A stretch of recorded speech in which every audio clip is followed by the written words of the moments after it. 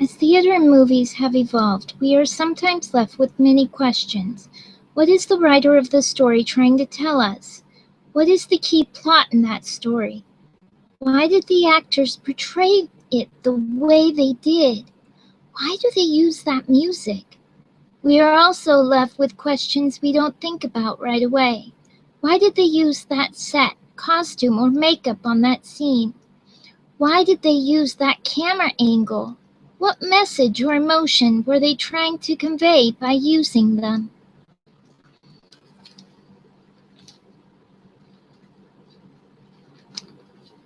In the days of ancient Greece, Rome, and Japan, theater became a way of life.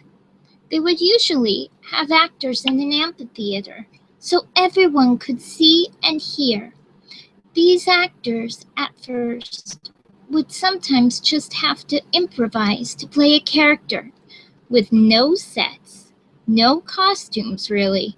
They had to make the story they portrayed believable to the audience. As years went by, that experience became more believable. William Shakespeare changed the way of theater in Europe with his poetic tragedies.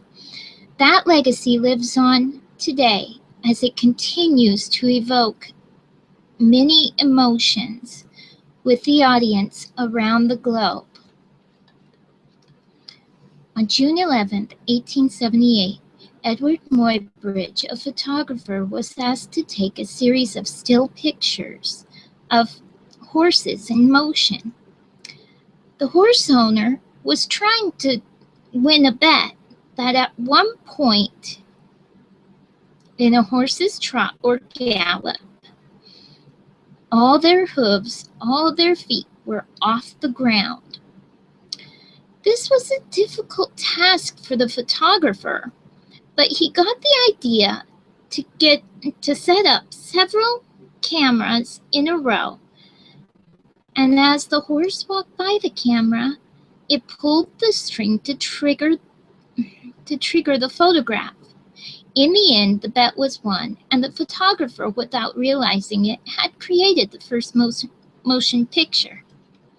Then in Europe, a photographer named Louis Lumiere invented a way to take many pictures at once by creating his very own celluloid film. He then put it into a dark box, and by turning the handle on that box, the film would be exposed for just a split second. He took many pictures like this around the city, just of everyday life, even a picture of a train coming into the station. But when he showed this film to a theater, the people in that theater fled their seats in terror because they believed that the train would hit them. Now, this may be laughable today, but imagine that you've never seen a 3D movie before. You go into the theater, you put on those silly glasses, and you sit down in one of those motion seats, or maybe it's not a motion seat.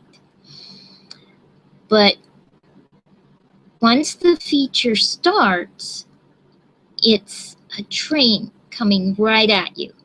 Now you know that this train is not real, that it's not really coming at you, but still it leaves you with, it takes your breath away.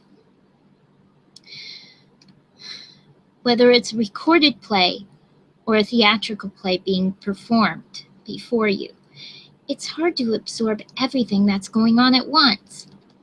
A lot of times, the writer and director want to tell you a story without flat out telling you all the answers to these questions.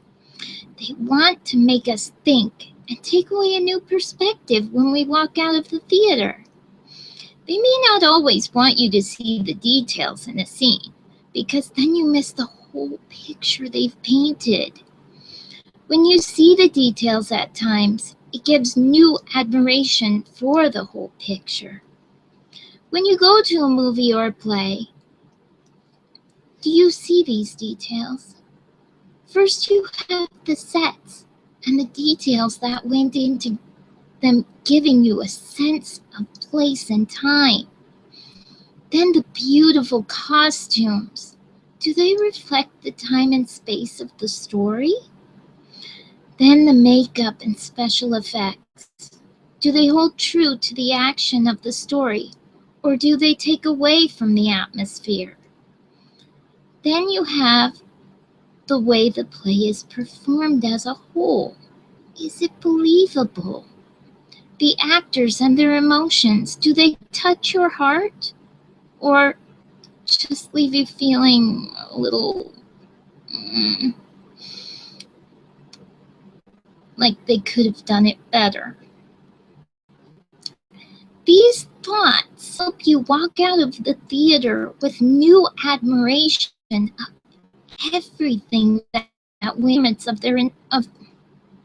for your entertainment. At times, you walk out feeling exhilarated because the story has drawn you in and granted a new perspective. If all of these things have helped to change your perspective and the way you think and feel about theater, then you have walked away from the performance or story with a new sense of purpose. And if the performance has done this, then everything that went into creating it was not in vain. And they have fulfilled their goal. The writer and director have fulfilled their goal in helping you escape from the world around you, if only for a short while. I hope these things will help you come to realize the grand design that is the illusion of theater and film.